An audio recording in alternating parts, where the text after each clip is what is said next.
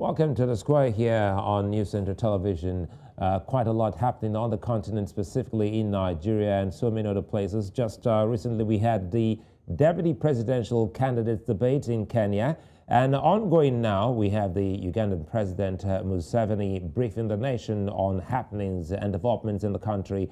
And so on the Square today, we'll be having an abridged version. Once we're done here in Nigeria, we'll be going straight to Uganda to listen more to the president of Uganda. But again, talking about the elections in the country, the 2023 election have become the most important topic on the lips of Nigerians and even non-Nigerians. And the reasons are for some glaring reasons. Looking at 7 years with the current administration, having another 7 months to go in the life of the administration, Nigerians are seriously scouting for new leadership.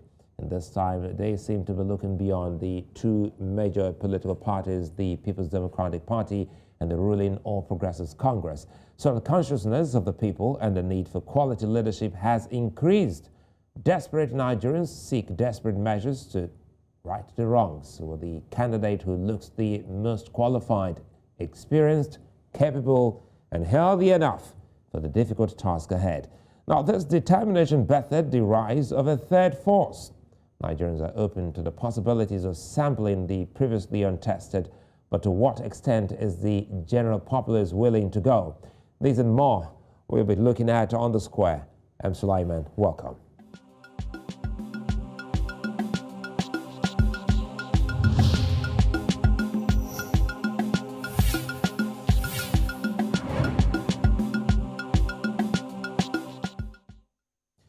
Well, it's a general election that offers many Nigerians another opportunity to take a step towards a better future through the ballot.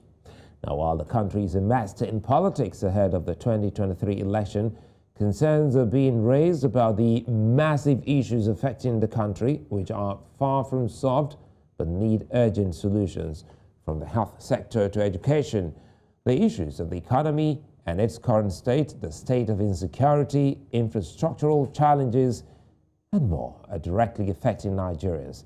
As you can see on your screen, we have all political parties there with the mark asking if there is going to be a third force or a dark horse. But according to popular opinion, the ruling party hasn't delivered on its campaign promise of making Nigeria a more secure nation. The incumbent is not on the ballot, having done his 2 terms. But these are some of the prevalent issues Nigerians are holding against the ruling party, the APC. The populace sees no difference in the main opposition party, which held sway just before, for 16 years before the coming of the APC. So on the Square today, we'll be discussing with the leadership and candidate of 2 of these supposed third force parties, the Boot Party, which is Because of Our Tomorrow. That's the acronym for BOOT, and ADC, African Democratic Congress. So joining me now is Ezekiel Nya-Etok, who's the ADC governorship candidate in Akwa Ibom State in southern Nigeria. Pretty much later, Osiriame Obalabi Edeipo will be joining me live in the studio. He's the chairman of Boot Party in Edo State in southern Nigeria and also the Edo North Senatorial candidate. And let's quickly welcome architect Nya-Etok. Good to see you, and thanks again. How is it going? What do you think of Nigeria's current issues and the 2023 elections, specifically as you prepare for the big one in Akwa Ibom? Yeah, I think there's a lot of excitement in the air, particularly on account of what happened in Ekiti, which was reinforced at Osun, showing that it was no fluke. That has really gingered the people because, maybe in the course of the discussion, I'll tell you what has been over the years and then the myth of the so-called big parties. I think that there's going to be a massive demystification of the so-called big parties. And I think Nigerians are in for a run. As we go on, I think we'll be able to bring out some of the points that Nigerians need to know so that they can be reassured that we are in for a completely different ball game altogether. You call it the myth. I'd like you to tell us more, but first let's quickly welcome Osiriame, Edeipo. Good to see you and thanks for your time. Thank you so much. You're the chairman of Boot Party because of tomorrow. Because of our tomorrow. Because of the, okay, that's the other there, yes, because of our tomorrow. Our tomorrow, yeah. Let us in on how the party is doing, because now Nigerians are getting to see that these political parties, as against the two well-known before now political parties, let's put it that way, well-known parties, we're having more political parties like the Boot Party, the ADC, and even the SDP, all making good grounds. Boot Party in southern Nigeria, specifically Edo State. Thank you for having me on the show. I want to quickly say that I, for one, believe very strongly that 2023 will be filled with a lot of surprises, in the sense that it is not the size of a dog in a fight that matters, but the size of the fight in the dog. The truth is, Nigerians are tired. A lot of things have gone wrong with the system, and everybody's tired. So I think what we really need to do is to provide credible alternatives to the, in quote, rubbish that we see currently. So if somebody is able to project himself well and show the persons, the electorate, good reasons to give him or her their votes, they will. Because we've never had it this bad. So I believe that Edo State and other parts of the country, there will be massive surprises. And it looks as if, Nya-Etok, both of you are on the same page. Just recently I spoke to you and you also warned of a surprise that Nigerians should look out for. And you also did say, well, talking about these other two political parties, popularity is all in the head of the electorate. Do you think the third force stands a chance in the Nigerian political space? Let me take four people. Number one, let's start from the ruling party. You know, Asiwaju. Why do you think that at a time like this, of all times, that Asiwaju would want to go for a Muslim ticket? The answer is simple. There's a fight somewhere. That is Asiwaju. We go to the second person, that the PDP candidate talking about what's going on? Atiku Abubakar. Atiku Abubakar. Now, you can never dismiss Atiku Abubakar with a wave of the hand. You can't. You can't. Even if you are a dreamer, you can't. Number three, you look at a man like Kwankwaso. No matter how much you hate him, this guy comes out of PDP and within months, he just wrecks up the north. And when you talk of the north, you start from Kanu. That's the votes basket. I think it's even number one before Lagos. So he is there. And then you now come to the rave, Mr. Peter Obi. If you like, dismiss it as a fluke, you do that to your own peril. And recently, most recently, somebody came on the block and he's bringing new dynamics into governance, into politics, into politicking. And that is Mr. Kachiku Dumebi. Two things stand out about him. The very first thing is one of the policies that he wants to introduce as a president, which says, if you want to be the president of the Federal Republic of Nigeria or a public office holder, you've got to go the roads we do, you've got to use the hospitals we do, you've got to patronize the schools we do. Now that is audacious. That is ambitious. That is a clear convention from the conventional, a clear deviation from the conventional. Now, there is no way that is not going to resonate with Nigerians. And just a few days back, he decided to do what was supposed to be a town hall meeting that turned out to be like a State of the Nation address. And he took on for 1 hour on live networks Do you understand me? Nigerians were like, wow, this is new. So there's a new sound bite. And then I would like to still bring in my friend Adewale Adebayo of SDP. Now, what comes clear is that you are going to have at the very least 5, if not 6, people that have constituencies you cannot dismiss with a wave of the hand.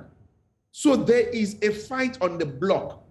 And I want to tell you this. Number one, Mr. Kachiku stands and addresses Nigerians for 1 hour, first with a speech. Somewhere along the line, he said, look, I'm tired of this prepared speech. Let me speak from my heart. And he engaged Nigerians for 1 hour.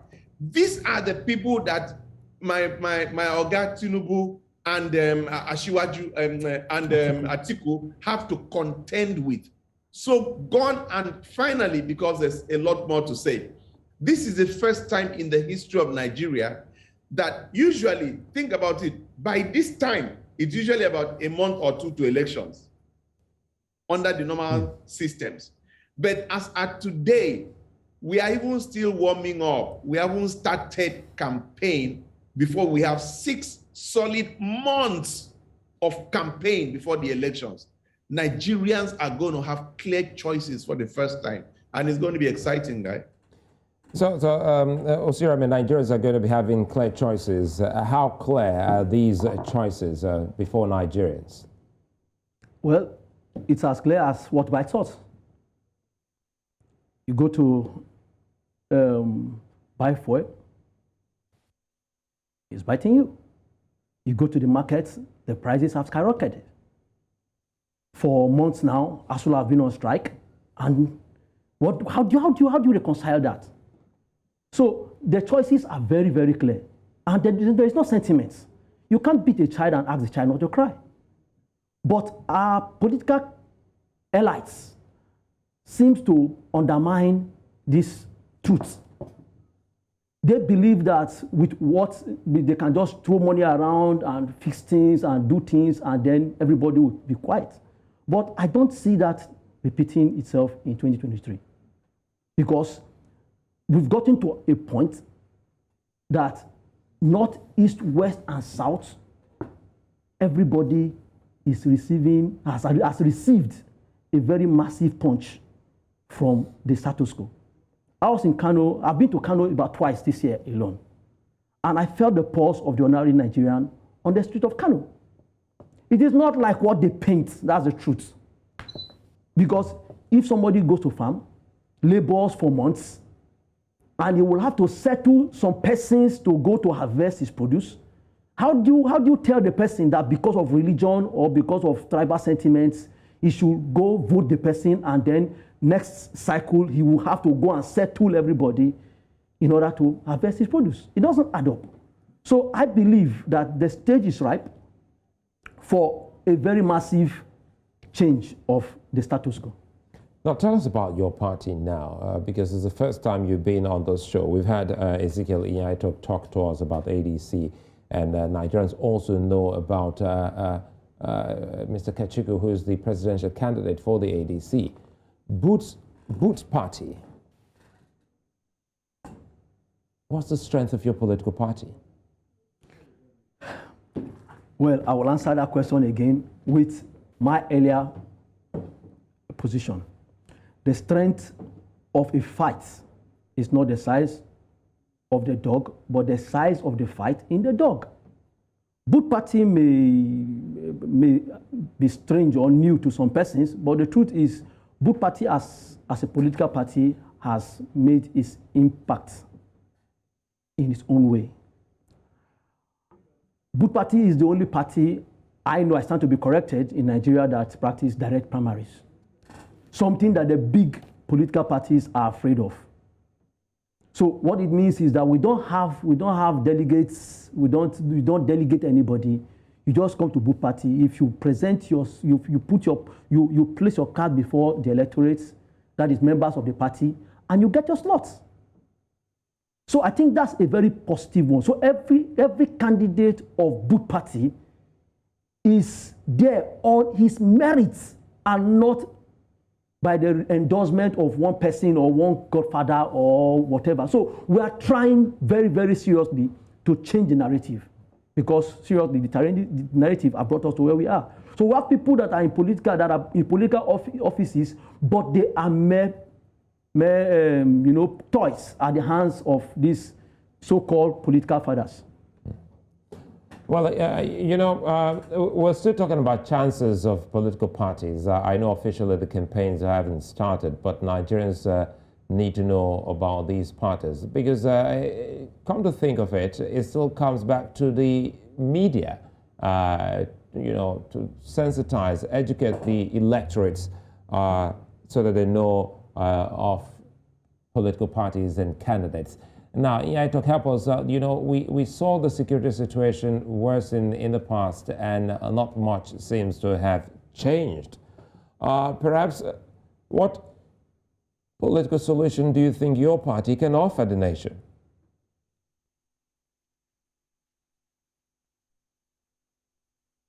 I think you have to unmute your device. Yes. All right, then. Let me come down to Akwa Ibom so that I am location specific and I'm not being hypothetical. All right, then. Now, I'm contesting the governorship of Akwa Ibom State. And somebody says, what are you bringing to the table that is different? And I say, first, a political ideology. And I think that with all due respect, humility, and sense of decorum, I would be listed as one of the Nigerians, dead or alive, that has come with a political ideology. And that is a social governance ideology that has 7 fundamentals. Fundamental 1 says that social governance is a bottom-to-top approach to governance and development, with the primary objective of bringing the citizens out of poverty. Now, you can't embark on any game without having rules, or having the game plan, or having the fundamentals, or having the foundation, which is why so many people don't do well in government. They just want to become governor. There has to be something that you are bringing to the table, and I'm very clear. I'm bringing a bottom to top, because we are running top to bottom, and that goes against the spirit of the Constitution. The last, I give you the first, I'll give you the last. The last fundamental, which is fundamental 7, it says, social governance ideology is therefore the effective actualization of the core mandate of government, as clearly stated in the Constitution, that the security and welfare of the people shall be the primary purpose of government. Chapter 2, Section 14, subsection 2B of our Constitution. What am I saying in essence? I'm bringing to the table that there is an essence to government and governance, and that essence is the security and welfare of the people. And the people, we all know who they are, which is where fundamental 4 comes in. They are the physically challenged, they are the most vulnerable, they are the poor, they are the workers, they are the students, they are the aged, they are the women, they are the students. It's very clear. So you must have a certain mindset, ideology, something that brings you to what you want to do, that will now define your game plan. It is your vision that emanates and gives rise to your mission. Okay? So when you are able to define clearly, then people can tell the sort of governor or you are going to be a government which is going to be grassroots oriented. Fundamental 6 says that social governance believes in massive investment in the rural areas for their development and transformation. So you have a clear ideology that is driving you into what you are doing. That is what I bring clearly to the table. That is clearly what the people need as of today. And that is why within months of my bringing this up, ADC has become the alternate party in a state like Akwa Ibom State. Ask anybody, they will tell you ADC is different, and they can tell you what that difference is. Well, we're keeping tabs on that, following your party and activities in the state. And I come back to Osi. Osi, now let's talk about your party further.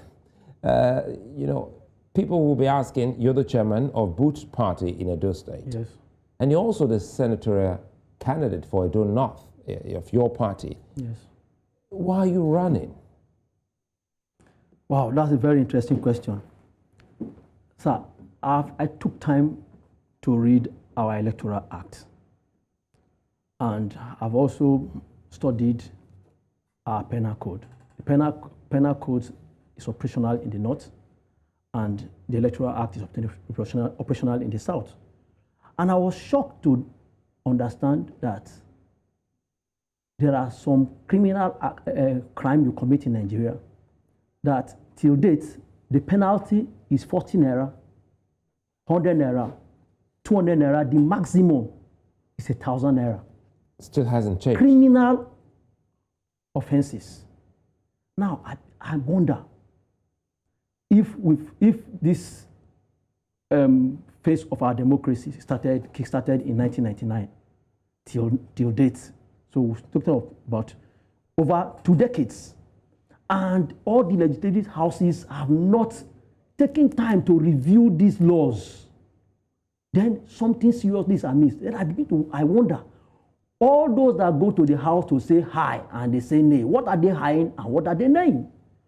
All the former governors and all that are clamoring to go to Senate and all that have made that place their retirement home, you find that they just go there to sleep. That's the truth. So I foresee a situation where not just only me, but articulate, vibrant young men like myself will spring up. Certainly the platform may not be available in the likes of the PDP and the APC, but with both party and others, I believe that we stand a chance to pull a surprise. And you've been going around speaking with the people? Yes, of course. And how's the reception like? Well, you know that as it stands right now, there is a restriction sort of by INEC until the campaign flag up is completely is allowed. There's an extent to which you can go, but the grassroots work we've begun. We're already working. And you know, Nya-Etok, Nigeria has a high rate of poverty, which is one of the reasons Osiriame is running. He said, and he's also written quite a number of books. So we'll be asking him to speak to us about those books and how that can also help the electorate. Now, poverty, which has for a long time been a political tool, according to some analysts, they think that the people have been put down and held down to the extent that for when it's time to run, that's when such is activated. So how does your party hope to convince these underprivileged Nigerians about the need to trust you that things will change? Yeah, you know, a lot of times we fail to realize that Nigerians are not dumb. A lot of times we think that because a man is silent, that the man cannot speak. A time comes when that little child that has been very silent just speaks out because enough has become enough. Secondly, you know, people have never bothered in the past. It has been what you can while you can, for the simple reason that they know that votes are located, votes don't count, so they are really not bothered. What they will do is what they will do, okay? But now that they are starting to believe that votes count, they are now looking back at who you have been over the years. And you know, goodness has its time. Over the past, I'll talk about myself in particular. Over the past 20, 25 years, I have been what you call a giver in Akwa Ibom State. I've never accepted any appointment. You can count on one finger any contracts or jobs I've done since the creation of Akwa Ibom State. And yet on the flip side, every single election session, people think I contest because there is no year I am not in the news at all times. and you're only in the news when you are contesting. So people were shocked today. I went for a particular program today, Epiphany 2, and people were shocked when I told them that of all the 6 election cycles, I have only contested twice. They were like, no, no, no. I said, yes, twice, 2007 and 2019. Do you get the point? Because they don't expect you to be that engaging to the public, giving, except you are looking for something, okay? And they realize that even up to election time, they just keep hearing my name, and yet I'm not there on the ballot.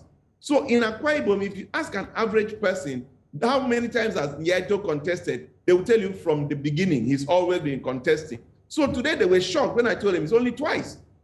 Okay, what am I saying? Now that gives back on the flip side and said, wow, this man loves us, this man cares about us, this man has always been there for us, so he's not going to become a born-again, do-gooder in Akwa Ibom today, because we've always known him. They also, integrity is very expensive. I can tell you this for free, but it pays off at the right time. I've tried very hard to maintain a certain level of, ethical perpendicularity and do rightness and forthrightness. I'm not perfect. I have my issues, but I've tried very hard to have that as the public perception and the reality of who I am. So today, people find it very difficult to trust me. I'll end on this note. One of my friends said something that sounds very, very funny in a sense, but it's something. He said, may the man who is always trusted never lie against you. In Akwa Ibom today, God will help me to remain honest and trustworthy, but if I say good morning at night, people in Akwa Ibom will believe that it is morning, maybe the thing is just dark. And that is coming to pay off for me because they trust me. When I say I'll do something, one of the things I said I'll do, and people try to, contest, but because it's me, they take it. I'm creating what they call the 4th tier of government, where I'm going to have direct allocation of funds to every ward. Because this thing of running a system, which is part of the, holistic, social governance concept, running a system, there are some wards, not even villages, that don't see any act of government for 4 years. That's not okay. It's not right. You concentrate your development in the city so that everybody can see. Now that is wrong, very, very wrong, and it must be rejected. Okay. Okay. All right. So, let me come to Osiriame here so that we can go to Uganda, where Museveni is addressing the people quickly here. Let's talk about INEC here. We've seen what has happened in southwest of Nigeria. 2 elections have held, that of Ekiti and Osun State. Are you optimistic that INEC will do a good job in the coming elections in Nigeria? I think so. I think so in the sense that with what was obtainable, especially with the Osun State election, the permutations were very, very high that the APC will have it. But against all that, PDP had it. So I believe that with the current structure of INEC, if they maintain or improve on what they have on ground right now, they should be able to deliver credible election, except if they deliberately don't want to. But with the template we have on ground now, I'm sure with the new electoral act and all that, they should be able to give us credible elections. And you're an author. That's the last one.